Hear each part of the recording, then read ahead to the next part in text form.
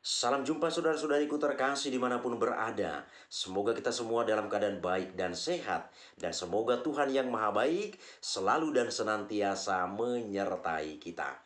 Saudara-saudari, sesi ini saya mengajak kita untuk melihat satu hal menarik. Ini dalam bentuk sebuah pertanyaan. Apakah orang-orang ateis itu masuk surga? Saudara dan saudari, bagi mereka yang fanatismenya tidak jelas atau fanatismenya berlebihan terhadap agamanya dan menajiskan atau mengharamkan agama lain, mereka pasti akan langsung mengatakan orang-orang ateis itu tidak akan masuk surga. Saya yakin demikian, karena agama lain saja yang bertuhan secara jelas itu diharamkan mereka. Apalagi orang yang tidak beragama. Ini jelas saudara-saudari. Maka mereka ini pasti akan mengatakan orang-orang ateis itu tidak akan masuk surga. Saudara dan saudariku terkasih, untuk lebih jelasnya tentang hal ini, mari ikuti ulasan berikut ini. Ateis adalah istilah yang sudah biasa kita dengar dalam pendengaran kita. Ateis adalah sebuah pemahaman atau ketidakpercayaan dengan keberadaan Tuhan. Orang yang menganut paham ateis percaya bahwa Tuhan itu tidak ada. Menurut Kamus Besar Bahasa Indonesia atau KBBI, ateis adalah orang yang tidak percaya akan adanya Tuhan. Ateisme adalah sebuah paham atau filosofi yang percaya bahwa Tuhan maupun dewa keberadaannya itu tidak ada. Ateis merupakan orang yang menolak paham teisme disertai dengan anggapan-anggapan tertentu. Istilah ateisme berasal dari kata bahasa Yunani dari kata atheos. Orang-orang yang kepercayaannya bertentangan dengan agama yang sudah mapan yang ada di lingkungan mereka. Orang yang pertama kali mengaku sebagai ateis muncul pada abad ke-18 atas menyebarnya pemikiran bebas, skeptisme ilmiah, serta kritik terhadap agama.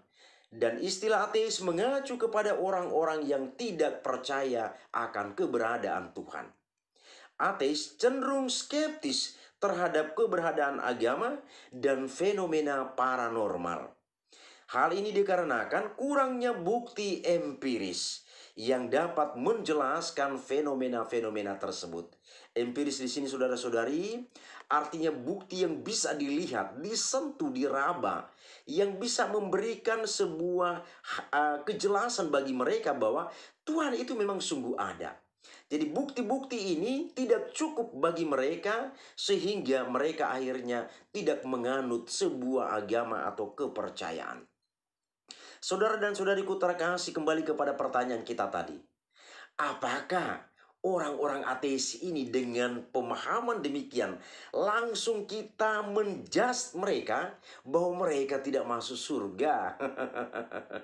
Seperti kami katakan tadi, bagi mereka yang fanatismenya tidak jelas, yang suka mengharamkan agama lain, saya yakin mereka pasti akan mengatakan ateis itu tidak akan masuk surga. Seperti kami katakan tadi, agama lain yang jelas-jelas menjalani keimanannya atau kehidupan berimannya saja langsung diharamkan dan dianggap najis oleh agama tertentu. Apalagi mereka atau ateis yang tidak menganut atau percaya kepada Tuhan. Maka mereka ini pasti akan langsung dikatakan mereka tidak akan masuk ke dalam surga. Saudara dan saudariku terkasih, kita harus hati-hati terhadap hal ini. Maka untuk menjawab ini, untuk lebih jelasnya, mari kita ikuti kisah menarik berikut ini. Saudara-saudariku terkasih, pada hari Minggu tanggal 15 April 2018, Paus Fransiskus mengadakan pertemuan dengan umat yang ada di pinggiran kota Roma, Italia.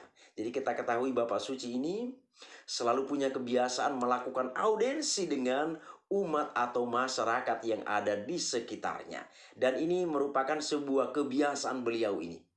Dan di sana dia akan bertemu dengan semua umat, menyapa mereka tanpa memandang apa dan siapa. Ini sesuatu yang luar biasa yang kita temukan atau kita dapat dari pribadi Bapak Suci ini. Saudara-saudari, dan ada sebuah kebiasaan lagi dari Bapak Suci ini adalah beliau ini suka dengan anak-anak kecil. Beliau sungguh menerapkan apa yang dikatakan oleh Yesus. Biarkanlah anak-anak itu datang kepadaku. Saudara-saudariku terkasih, maka dapat kita lihat dalam kesempatan-kesempatan resmi sekalipun, selalu ada saja ketika Bapak Suci sedang bicara, ada saja anak kecil yang datang berdiri di sampingnya atau berada di sekitarnya. Dan Bapak Suci tidak mengatakan kepada pengawalnya untuk menarik anak-anak kecil itu supaya tidak mengganggu pemandangan. Tapi Bapak Suci selalu membiarkan mereka, bahkan dirangkul mereka. Dan mereka tenang berada di samping beliau ini. Ini sesuatu yang luar biasa, saudara-saudari. Pemimpin yang begitu luar biasa memberikan keteladanan yang sungguh indah. Maka ini pesan bagi kita, kita juga kiranya bisa melakukan hal demikian kepada orang lain. Saudara-saudariku terkasih, menariknya adalah dalam kesempatan ini beliau memberikan waktu kepada anak-anak remaja untuk bertanya. Jadi banyak anak remaja waktu itu yang bertanya tentang hal ini dan hal itu, dan Bapak Suci memberikan jawaban kepada mereka. Hal unik dan menarik di sini adalah ada seorang anak remaja laki-laki. Boleh kita perkirakan mungkin umurnya itu sekitar kelas 3 atau kelas 4 SD, mungkin sekitar itu. Namanya Emanuele. Saat itu saudara-saudari, dalam kesempatan audiensi itu, dia juga diberi kesempatan untuk bertanya. Ketika dia maju mendekati mikrofon dan hendak bicara atau mengajukan pertanyaan, rupanya dia tidak sanggup. Bukan karena dia grogi, bukan karena dia takut, tetapi ada satu hal yang mengganjal di hatinya. Akhirnya dia tidak sanggup berkata-kata atau mengajukan pertanyaan itu kepada Bapak Suci. Emanuele langsung menangis. Kemudian ada seorang imam yang berdiri di sekitar itu, memeluknya, menenangkannya. Lalu menariknya adalah Bapak Suci Fransiskus memanggil Emanuele ini supaya datang ke hadapannya. Ketika imam ini mengantar Emanuele ke hadapan Bapak Suci, kemudian Bapak Suci memeluknya. Inilah gambar yang kita lihat di samping kita ini. Bapak Suci memeluknya. Saudara-saudariku terkasih, ketika Bapak Suci memeluknya, membuat dia tenang, layaknya seorang bapak memeluk anaknya. Inilah hebatnya, inilah luar biasanya figur Bapak Suci ini. Setelah menenangkan Emanuele di dalam pelukan hangat itu, kemudian Bapak Suci bertanya dengan berbisik kepada Emanuele, "Ada apa kira-kira, nakku?" Itulah kira-kira kalau kita bahasakan dengan bahasa kita. Lalu Emanuele rupanya tadi itu dia ingin bertanya demikian. Apakah bapak saya yang adalah seorang ateis itu masuk surga?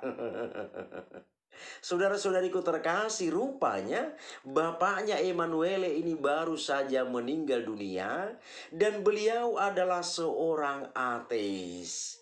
Saudara-saudariku terkasih, dalam perbincangan antara Bapak Suci dan Emanuele ini, Bapak Suci rupanya bertanya banyak hal kepada Emanuele. Saudara-saudariku terkasih, dalam percakapan antara Bapak Suci dan Emanuele kurang lebih hal ini saja yang dibicarakan.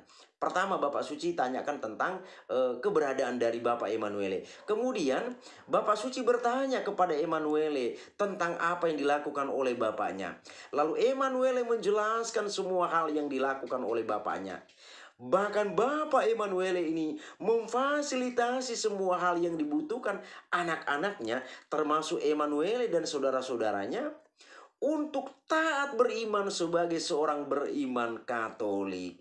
Boleh kita katakan demikian, saudara-saudari? Bapak Emmanuel ini selalu mengingatkan anak-anaknya tentang keimanan atau tentang kegiatan di dalam gereja Katolik. Misalnya, besok sore ada kegiatan di dalam gereja atau di gereja Katolik. Maka bapaknya malam hari itu mengingatkan mereka, "Anakku, besok ada kegiatan di gereja, jangan lupa." Dan dia mengantar mereka, memfasilitasi mereka, mengatur iman anaknya secara baik dan teratur. Walaupun dia tidak mengakui adanya Tuhan itu, tapi dia melakukan semua hal yang baik. Dia tidak mau anak-anaknya itu mengikuti jejaknya. Dan difasilitasi semua urusan atau kebutuhan-kebutuhan anaknya dalam kehidupan imannya sebagai seorang beriman Katolik. Kemudian misalnya ketika anak-anak itu membutuhkan sesuatu untuk dibawa ke gereja, semua disiapkan, semua difasilitasi untuk anak-anak itu. Dan sekali lagi dia tidak ingin anak-anak itu menjadi seorang ateis seperti dirinya. Maka di sana dia berusaha sedemikian rupa mengantar anak-anaknya untuk memiliki keimanan yang baik dan benar. Saudara-saudariku terkasih, ini menarik sekali. Maka setelah bincang-bincang dengan Bapak Suci, lalu Emanuele kembali ke tempat duduknya. Dan Bapak Suci meminta izin kepada Emanuele, apakah ini boleh diceritakan kepada teman-teman lain atau tidak. Dan Emanuele memberikan izin kepada Bapak Suci untuk menceritakan kepada orang lain atau paling tidak audiens yang ada pada saat itu bersama dengan Bapak Suci. Nah, setelah mendapat izin dari Bapak Suci, dari Emanuele, kemudian Bapak Suci menceritakan apa yang sebenarnya menjadi perbincangan mereka. Maka apa yang terjadi, saudara-saudariku terkasih? Setelah bincang-bincang itu, kemudian Bapak Suci mengatakan, "Bapakmu sudah berada di surga." Saudara dan saudariku terkasih, ini adalah sebuah jawaban yang luar biasa. Bapak Suci mengatakan, "Bapakmu sudah ada di surga." Kenapa sudah berada di surga? Karena bapaknya Emanuele telah mengambil bagian yang terbaik, melakukan hal-hal yang terbaik dalam hidupnya. Bahkan dia mengurusi keimanan anaknya supaya terarah kepada Sang Pencipta itu. Maka setelah mendengar curahan hati dari Emanuele, Bapak Suci kemudian mengatakan, "Bapakmu sudah berada di surga." Saudara dan saudariku terkasih, kita juga diingatkan dengan perkataan Rasul Yakobus dalam surat Rasul Yakobus bab 2 ayat 14 sampai dengan ayat 26. Iman tanpa perbuatan adalah mati. Saudara dan saudariku terkasih, jangan kita langsung mengklaim bahwa orang yang beriman itu, orang yang kehidupan berimannya itu nampaknya begitu luar biasa, kehidupan beragamanya itu begitu luar biasa, dia tidak pernah ketinggalan dalam kegiatan-kegiatan keagamaan. Itu bukan berarti otomatis langsung masuk ke dalam surga. Bahkan seorang ateis, jangan kita langsung menjudge mereka, mengklaim bahwa karena mereka tidak menganut sebuah agama, tidak mengakui adanya Tuhan, bukan berarti mereka tidak akan memperoleh kebahagiaan abadi. Rasul Yakobus menegaskan, iman tanpa perbuatan adalah mati atau sia-sia. Kita yang beriman, tapi praktek dalam kehidupan sehari-hari tidak kita tunjukkan, maka belum tentu surga juga menjadi tempat yang baik bagi kita. Ini sebuah refleksi bagi kita, saudara dan saudariku terkasih.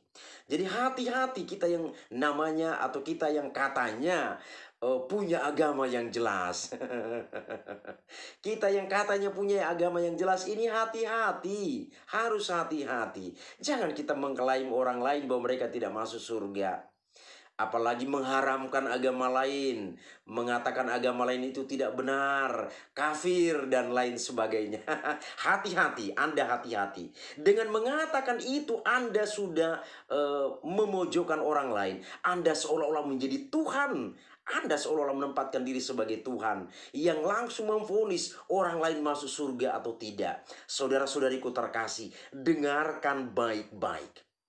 Masuk surga atau tidak bagi seorang manusia itu bukan hak manusia untuk menentukan.